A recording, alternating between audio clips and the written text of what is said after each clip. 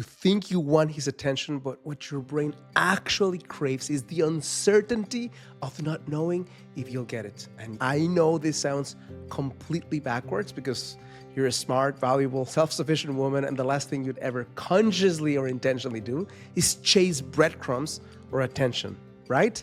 But here's what's actually happening beneath the surface inside your head. Your human brain is wired to crave the uncertainty of mixed signals. This isn't about your intelligence, your strength, or your self-esteem, even if sometimes you've secretly wondered if there's something wrong with you. It's actually about something deeper. It's about three subconscious patterns deeply rooted in your neurobiology and psychology, patterns you've probably not even become aware of. And yet they're silently pulling the strings in your love life. So in this video, I'm gonna pull down the curtain and walk you through exactly why you feel even more drawn when someone is inconsistent or pulls away, and then give you three specific science-backed ways to finally stop settling for breadcrumbs.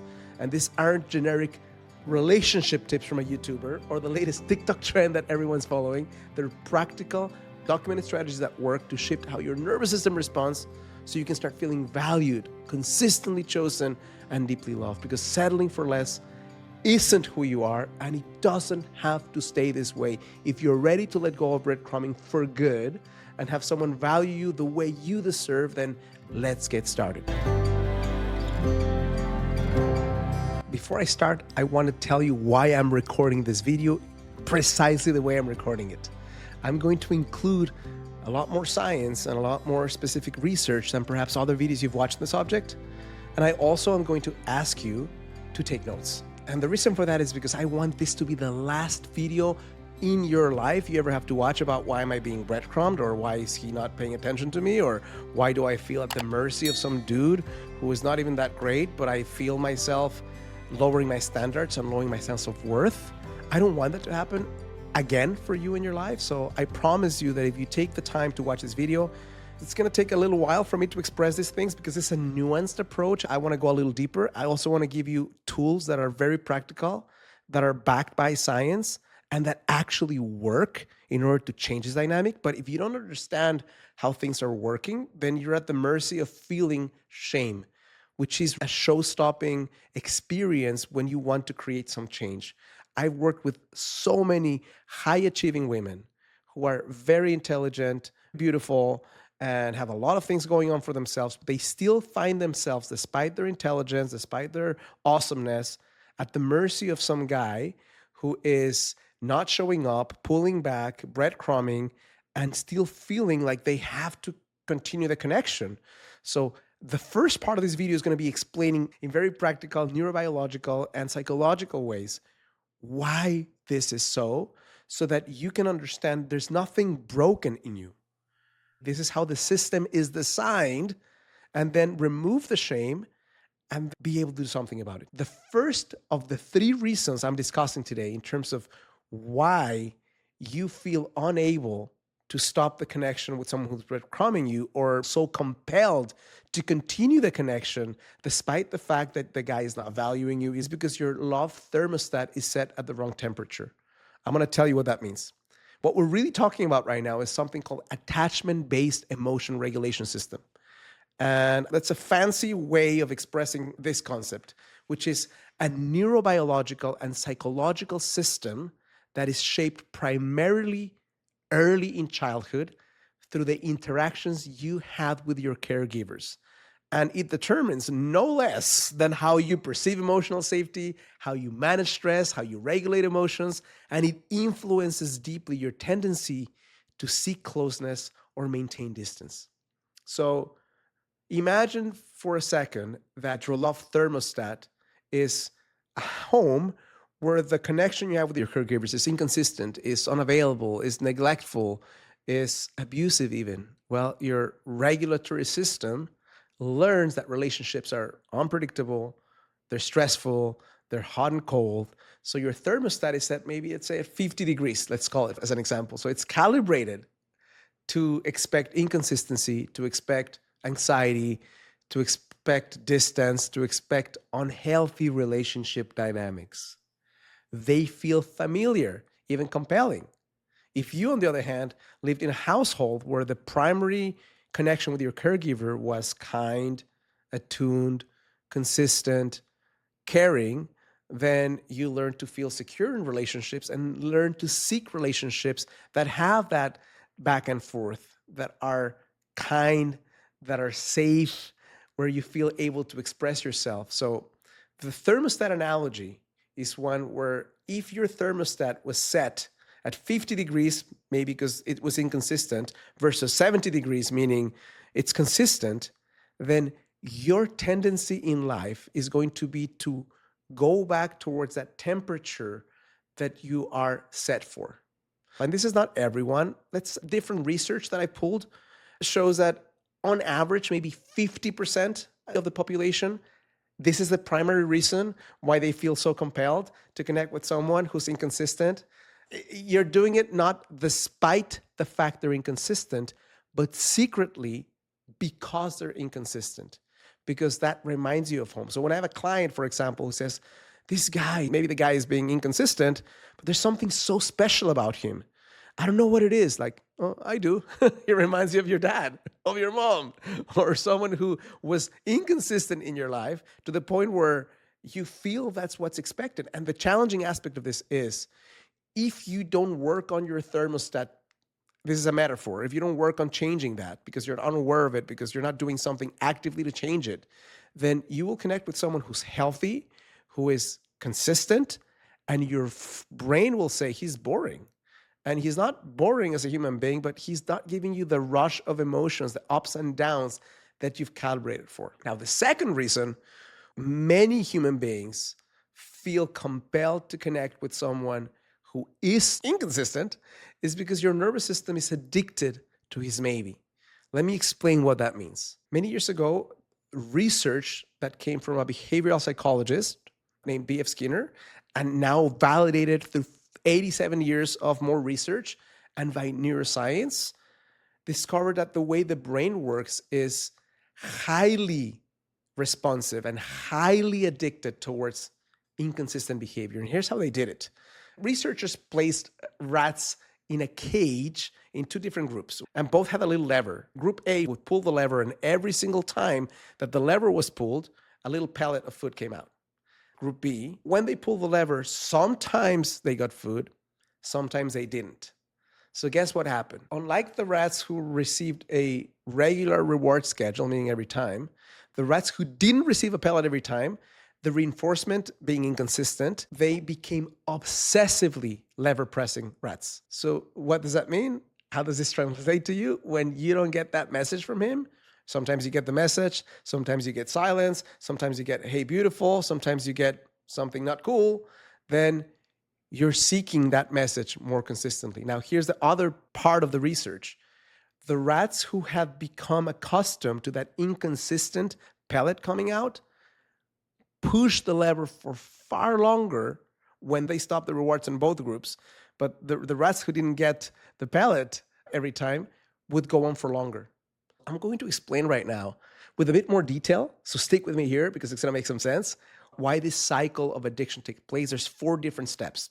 So step number 1 is during the anticipation of unpredictable rewards, meaning when you're waiting for that text message, when the guy is maybe going to send, hey, beautiful in the morning, but maybe going to go through 3 days of not sending it, the dopamine levels in your brain's reward center, also called VTA nucleus accumbens, start ramping up. When these levels of dopamine ramp up, they create intense feelings of craving and motivation toward that uncertain level of affection. Step number 2, when there's uncertainty, because again, you're not sure, you're not anticipating now, you're just uncertain about when it's going to happen, it triggers the activation of the stress management center or HPA axis of your brain, and it releases cortisol and adrenaline, which instantly intensify the level of anxiety and they heighten the emotional tension.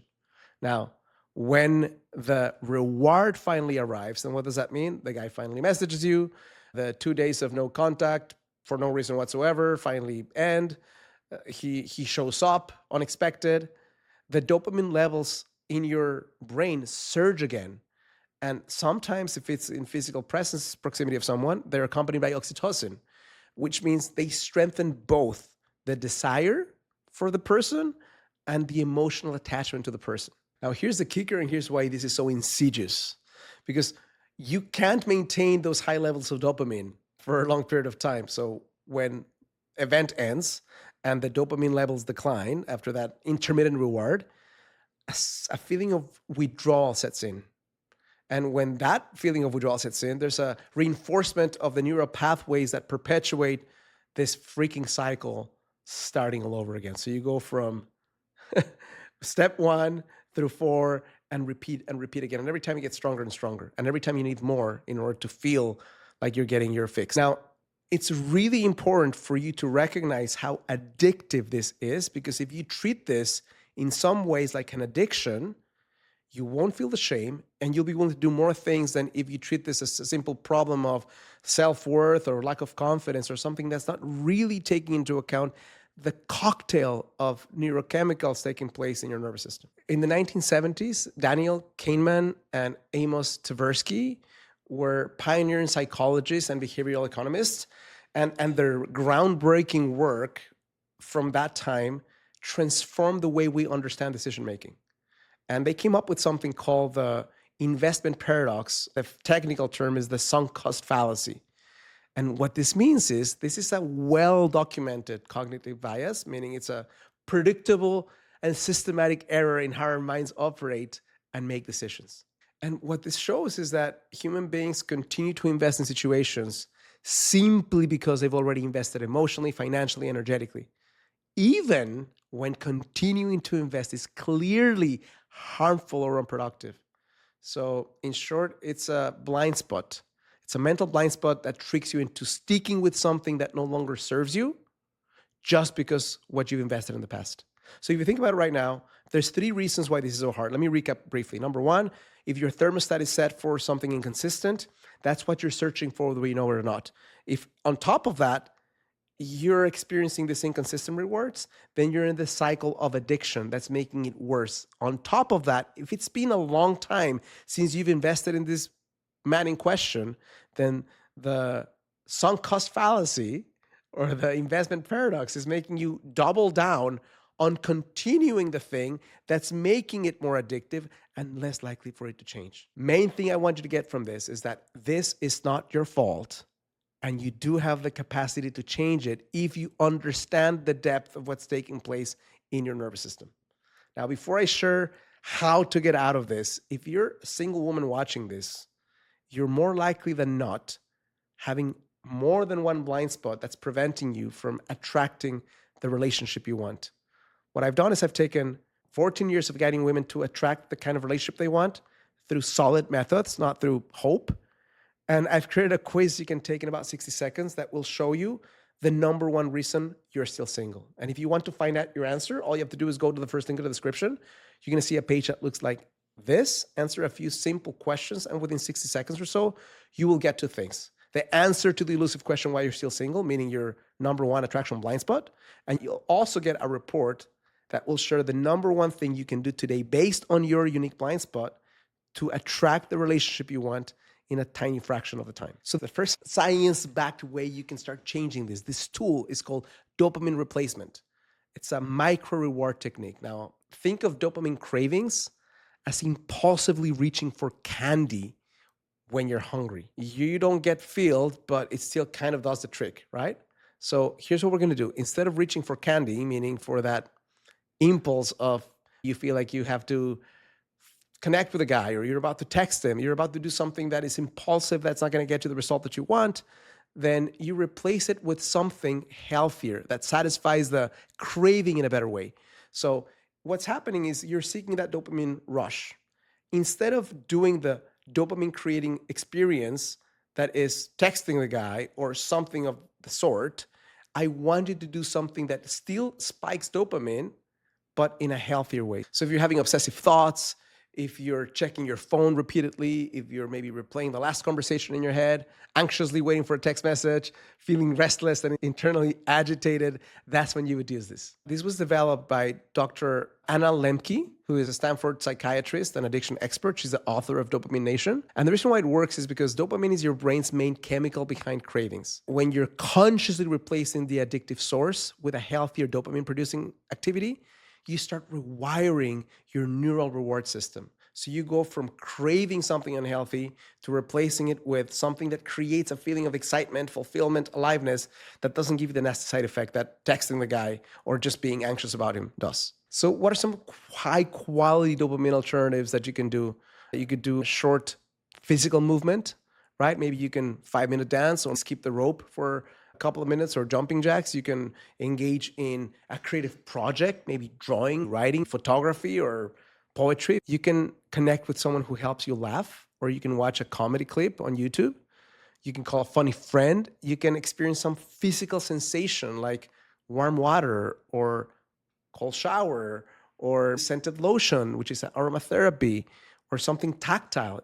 The key here is to disrupt the craving with a different kind of still energy producing activity in a way that will help you rewire it. Now, this is not the long-term solution. We have to find other alternatives to this one, but this works especially powerfully for people who are maybe one of the things you think about is if you're feeling that sense of craving, sometimes it's really hard to do something that logically your brain tells you to do. So that's why if you first go when you're feeling super impulsively about to do something into a replacement of that, it's more likely that you'll follow through and you'll do it. And then when you get to regulate a bit more through more time, then you can start changing it, not just going through the dopamine first. Now, the second way you can change this dynamic for good is called opposite action method. And the analogy I like to give you is imagine that your impulsive action is a worn path that takes you to a destination that is painful. So you've gone through the forest so many times that it's so clear and you go there, but at the end of the path, there's a lion that's going to chase you, but you still keep going there, right? So opposite action allows you to start creating a new path, even though it may sound a little weird at first, or it might seem uncomfortable because you have to create the path. It's not created, but then it allows you to rewire your nervous system in such a way that you now start going for something better.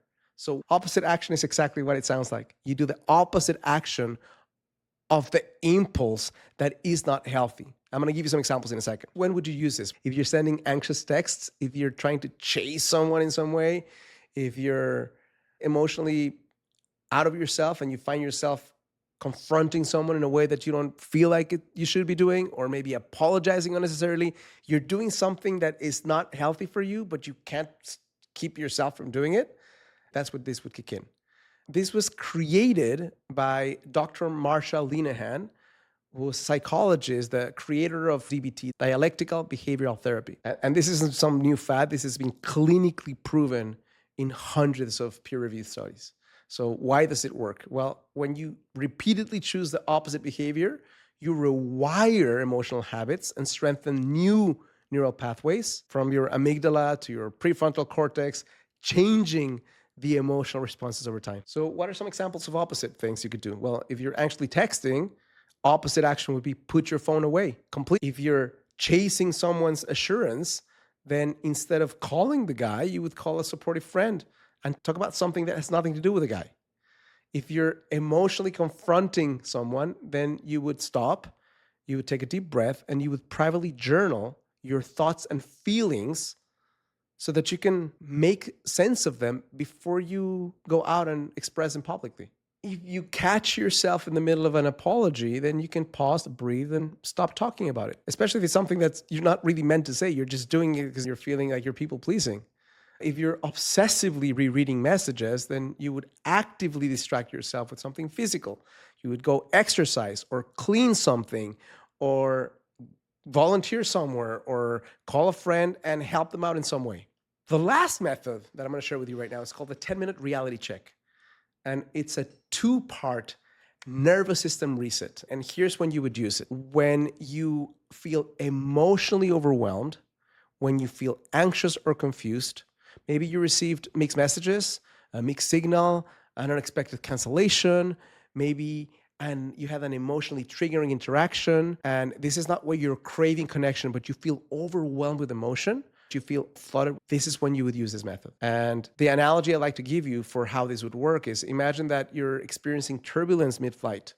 You're a pilot, and the first thing you do is you need to calm your nervous system and then get the plane steady and then check your instruments. If you need to course correct for any reason, then you do it. But you take the steps in order. This was created by neuroscientists, Dr. Matthew Lieberman, the author of Social, and Dr. Judson Brewer, who is the author of The Craving Mind, and he's a mindfulness researcher. And the reason why it works is because emotional overwhelm floods multiple brain regions, the amygdala, the hippocampus, the insula, the hypothalamus. And what it does is it triggers your parasympathetic nervous system, the opposite of your fight or flight response.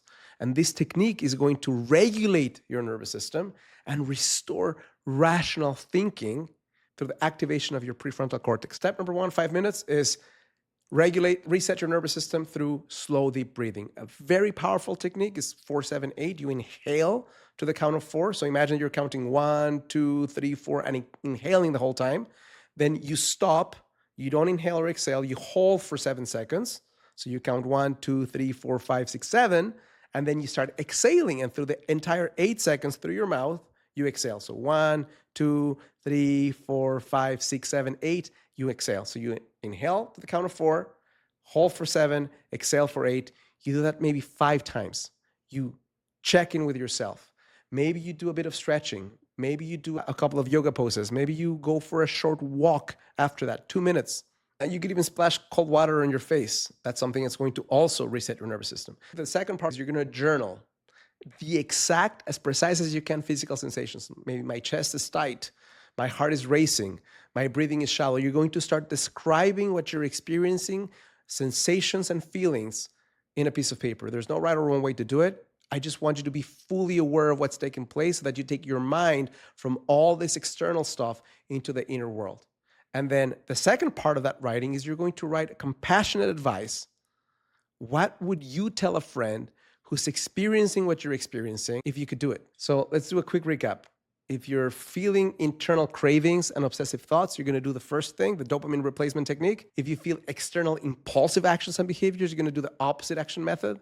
And if you feel moments of overwhelm, of flooding, then you're going to use the 10-minute reality check, which is a 2-part thing. Regulating your nervous system and then journaling, using your logical part of your brain to rewire through the constant doing of this the experience you're having. The main thing I want to get across is that you are not at the mercy of some dude who is mistreating you, who is giving you hot and cold, who's giving you mixed signals. I don't care how much you think you will never find someone who sees you this well. I can tell you that you can. No matter if your brain is convincing you that this is so rare and that you will never meet someone with all the qualities, if the qualities are not double down with an ability to communicate with you, to be kind, to be compassionate, to be consistent, then those qualities really are not doing you any good. If you'd like my help with the challenge you're experiencing to go beyond this video, the second link in the description will give you a way to connect with me. But if you found this is helpful, useful, and insightful, I have one request for you. Share this with someone who needs to hear it. You can also click like and subscribe. And if you'd like to continue learning how you can attract the relationship you want without the need for gimmicks, manipulation, games, or stupid techniques, make sure to watch the next video right here.